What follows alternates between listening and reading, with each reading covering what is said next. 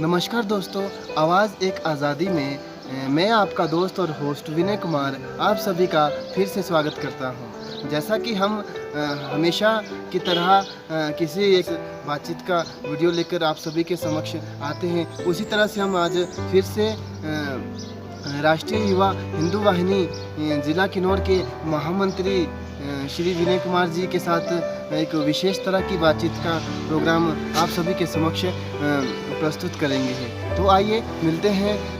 आवाज़ एक आज़ादी में आपका पुनः स्वागत किया जाता है। आज हम राष्ट्रीय युवा हिंदू वाहिनी जिला किन्नौर के महामंत्री के साथ और उनके विचारों को जानेंगे और ज़िले में चल रही विभिन्न प्रकार की समस्याएं और हमारी सांगला तहसील में चल रही विभिन्न प्रकार की समस्याओं से, इनके विचारों से आप सभी को अवगत कराएंगे। तो आइए मिलते हैं राष्ट्रीय युवा हिंदू वाहिनी के महामंत्री श्री विनय कुमार जी से। नमस्कार जी। पहले आवाज़ एक आज़ादी न्यूज़ चैनल जो सरकार तक जो ये आवाज़ उठाकर जो जिन मुद्दों के लिए हमने जो सरकार तक इस चैनल के माध्यम से जो पेश करना है, हम आपका धन्यवाद करते हैं इस सांगला तहसील से। और मैं मीडिया प्रभारी योगी सेना जिला किन्नौर से मीडिया प्रभारी भी हूँ और राष्ट्रीय हिंदू युवा वाहिनी का महामंत्री भी हूँ, जो कि हमारे अध्यक्ष श्री धनजोर जी भी हैं।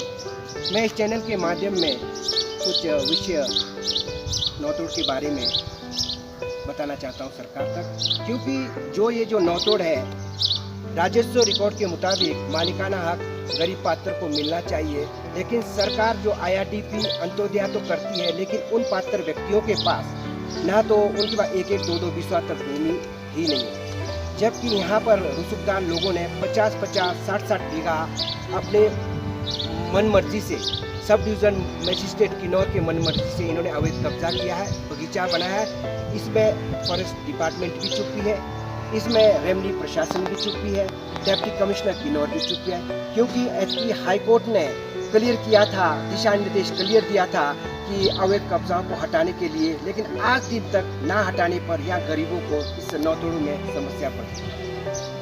बहुत बहुत अच्छी जानकारी आपकी द्वारा दी गई विनय जी। तो जैसा कि ये कहते हैं कि जो अवैध कब्ज़ा है और जो लोग IRDP फैमिली, BPL परिवार, गरीब वर्ग से ताल्लुक़ रखते हैं, तो उनके पास 2 या 3 बिस्वा भी ज़मीन नहीं है और कई लोगों के पास 60-60 बीघा भी अवैध कब्जा लोगों ने किया हुआ है, उसके ऊपर कोई कार्रवाई नहीं की जा रही है। तो इनका यह कहना है कि उसके प्रति सरकार को सोचना चाहिए और उस बारे में आगे जो गरीब वर्ग के लोग हैं उनको ज़मीन दी जानी चाहिए, नौतोड़ का लाभ मिलना चाहिए। तो विनय जी, आप IPL से विवाद से भी नाराज हैं थोड़े? बिल्कुल तो जी। इस बारे में आप क्या कहना चाहेंगे? मैं हिमाचल के मुख्यमंत्री महोदय जी से और राज्यपाल हिमाचल सरकार से निवेदन करना चाहता हूं कि जब तक सब डिवीज़न मजिस्ट्रेट STM और DC किन्नौर जब तक उस ज़मीन पर मालिकाना हक पर जो मकान बनाने के लिए जो स्वीकृत ज़मीन होने के बाद ही, मकान बनने के बाद ही उनको ये पानी का कनेक्शन मिलना चाहिए था और बिजली का मीटर मिलना चाहिए था, लेकिन ये जो धांधली किया है, किसने किया है, ये सरकार को अब इस विषय में सोचना चाहिए। उसके बाद ये जो रोड के विषय में, जो PWD डिपार्टमेंट का रोड के विषय में लैंड ऑफ डैमेज होने के बाद सरकार, उस टाइम BJP की सरकार थी, उन्होंने 2-2 बिस्वा ज़मीन दिया था कई लोगों को, लेकिन उन्होंने अनऑथराइज PWD लैंड पर केस किया है। और हम ये हिमाचल सरकार को ये पूछते हैं इस यहाँ से, और डिप्टी कमिश्नर किन्नौर और STM किन्नौर को हम ये पूछते हैं कि एक गरीब के लिए तो इन्होंने अनऑथराइज लैंड करके एक केस बना रहे हैं, लेकिन करछम से लेकर छितकुल तक मैक्सिमम PWD कंस्ट्रक्शन बिल्डिंग हुए हैं, उनके लिए ना तो इन्होंने केस किया है। मैं चीफ कंजर्वेटर शिमला को इस लाइव न्यूज़ के जरिए मैं सरकार को ये पूछना चाहता हूँ कि जल्द से जल्द इन पर कार्रवाई नहीं करने पर पहले इनके अधिकारियों पर जवाब तलब लिया जाए, अन्यथा मुझे मजबूरन HP हाई कोर्ट के चीफ जज पर केस रजिस्ट्रेशन दायर करना होगा। जी, तो इनका कहना है कि जैसे जल्दी से जल्द इनकी बातों को हम भी कोशिश करेंगे कि आगे सरकार तक आपकी बातों को पहुंचाया जाए, और जो PWD विभाग रोड के बुरे हाल है, हर कहीं गड्ढे पड़े हुए हैं, उसमें कोई आज तक कार्य नहीं हो रहा है। जहाँ पे मेटलिंग होती है तो कुछ दिनों में वो उखड़ जाती है, फिर वहाँ गड्ढे तैयार हो जाते हैं। तो इस पे भी हम इस अपने आवाज़ एक आज़ादी के माध्यम से भी सरकार से और उनके उच्च अधिकारियों से कहना चाहेंगे कि वो इस पर थोड़ा गंभीरता से सोचे। देखिए सर, आप कामरू पंचायत से संबंध रखते हैं और जो आपका रोपनांग रोड है उसका आज तक निर्माण कार्य भी शुरू नहीं हो चुका है और काफ़ी पहले से वहाँ के लिए मांग भी चली आ रही है। तो इस विषय में आप राष्ट्रीय युवा हिंदू वाहिनी के महामंत्री भी है और साथ में आप भी एक आज़ाद मीडिया प्रभारी है हमारी तरह ही, तो इसमें आप क्या कहना चाहेंगे? हम इस मीडिया के जरिया हिमाचल सरकार को ये निवेदन करना चाहते हैं, 1947 से लेकर आज दिन तक देश आज़ाद तो हुआ है, लेकिन हम अभी तक आज़ाद महसूस नहीं करते। कारण क्या है? क्योंकि हमारा जो कामरू पंचायत है, इस पंचायत के तहत चाहे मनरेगा के तहत हो, अगर सरकार पैसे दे रही है तो इस जगह में ना तो इन्होंने कोई सोलर बिजली का कोई प्रावधान दिया है। वहाँ बच्चों के लिए कई बार तेंदुआ से शिकार होते हैं, कई बार वहाँ जर्सी गायों को किया है, कई बार हमने पंचायतों को भी हमने एप्लीकेशन दिया था, लेकिन अभी तक गौर नहीं किया है।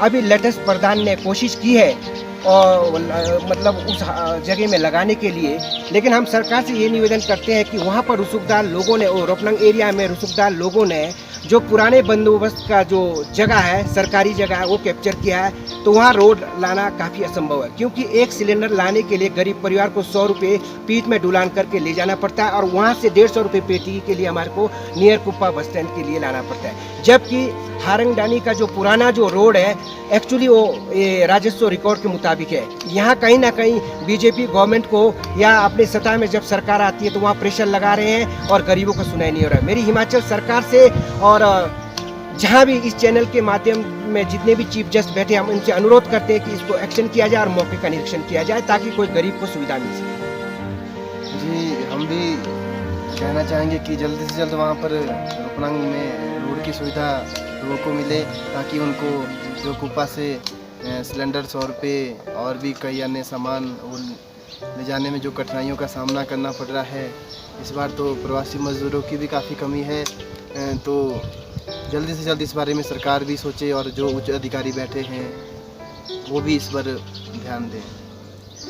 देखिए विनय कुमार जी, जैसे कि कोरोना काल अभी 2 सालों से चला आ रहा है और बारे में आप क्या कहना चाहेंगे? सबसे पहले तो इस चैनल के माध्यम में सरकार का हम एक चीज़ पर तो धन्यवाद करते हैं कि जो कोरोना के लिए सोशल डिस्टेंस और 18 से 44 साल तक और बुजुर्गों हो चाहे महिलाओं के लिए जो वैक्सीन सरकार दे रही है उसके लिए तो हम धन्यवाद करते हैं, लेकिन जो बच्चे हैं उनको भी सरकार जल्द से जल्द प्रोवाइड करना चाहिए। एक चीज़ और इस मुद्दे पर लेकर मैं हिमाचल सादा निशाना में हिमाचल सरकार को करना चाहता हूँ कि जब किन्नौर में कोरोना का तो मतलब ही नहीं बनता है, जबकि ये जो टूरिस्ट जो बाहर से आ रहे हैं सबसे पहले प्रतिबंध टूरिस्ट वालों को लगना चाहिए था। अब इधर से सेंटर से क्लियर किया जा रहा है कि कोरोना तीसरा लहर आएंगे, तीसरा लहर आएगा तो किन्नौर तो वैसे ही बर्बाद होगा।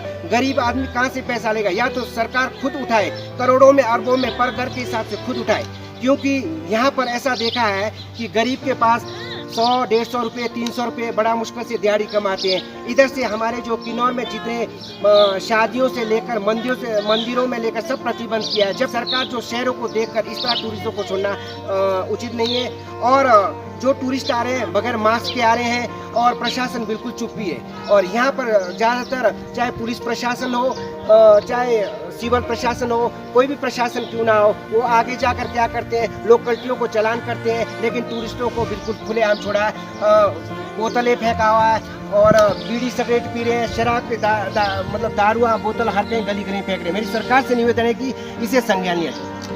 जी, बहुत अच्छी बात कही आपने। ये तो हम भी अपने चैनल के माध्यम से अपने दर्शकों को अवगत कराना चाहेंगे कि जो भी बाहर से टूरिस्ट आता है वो बिना मास्क का ही होता है, उसको कोई खौफ नहीं है पुलिस का। पुलिस आम लोगों का चालान करती है, बाज़ार में चालान कर लेती है, कोई साइड में बैठा भी है तो उसका चालान कर लेती है। लेकिन टूरिस्टों के लिए यहाँ की जो पुलिस है हमारी, यहाँ सांगला पुलिस ले लो आप, कहीं हमारे किन्नौर की पुलिस ले लो, टूरिस्ट को ये लोग पूछते तक नहीं है, ना उनकी गाड़ियाँ रोकी जाती है, ना उनकी चेकिंग की जाती है किसी भी तरह की। और अन्य की कोई आपके क्वेश्चन हो जी तो आप बता सकते थे। मैं आपके चैनल के माध्यम से सबसे पहले तो मैं किन्नौर के विधायक जी को मैं धन्यवाद करता हूं। आशा करता हूं कि ये मुद्दा उठना चाहिए, क्योंकि अवैध कब्जा जो लोगों ने घेरा है, या तो इसको मौके पर आकर डीसी किन्नौर खुद मौके पर आकर जायजा ले, क्योंकि रोपनंग में भी जितने एरिया पड़े हैं और जिन्होंने मकान बनाए हैं वो अवैध कब्जे में है। इस पर सरकार चुप्पी क्यों है? क्योंकि 6 जून 2010 को लैंडस्लाइड में सरकार बीजेपी की थी। इन्होंने धोखा देकर हमारे को पीडब्ल्यू का जगह दिया था। हमने 10-10, 12-12 लाखों में मकान बनाया और अनऑथराइज्ड लैंड करके इन्होंने खुद पीडब्ल्यू वालों ने इन्होंने केस किया था। जबकि ये जो केस है जो बनता था वो केस ऑलरेडी डिपार्टमेंट राजस्व विभाग को बनना चाहिए था। मेरी हिमाचल सरकार और राज्यपाल हिमाचल महोदय से निवेदन है कि पीडब्ल्यू कंस्ट्रक्शन को दिखाने वाला जो पटवारी था, तहसीलदार था, एसडीएम था, डीसी था, वो कौन था? वो अदालत में खड़ा क्यों नहीं किया जा रहा और क्यों नहीं पूछा जा रहा है? एक गरीब पर दबाव किस कारण दिया था? जबकि पीडब्ल्यू कंस्ट्रक्शन में छिटकुल से लेकर कच्चर तक अच्छे रसूखदार लोगों ने कैप्चर करके बिल्डिंगें तैयार किया, उन पर कार्रवाई क्यों नहीं किया?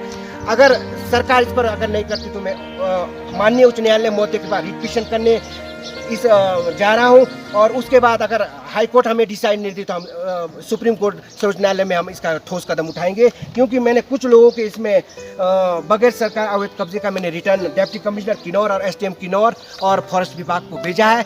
आगे इस चैनल के माध्यम से सरकार जरूर एक्शन करेगी। नमस्कार। तो धन्यवाद विनय जी आपका, और हम भी धन्यवाद करते हैं कि आपने अपना कुछ वक्त हमारे साथ हमारे चैनल को दिया।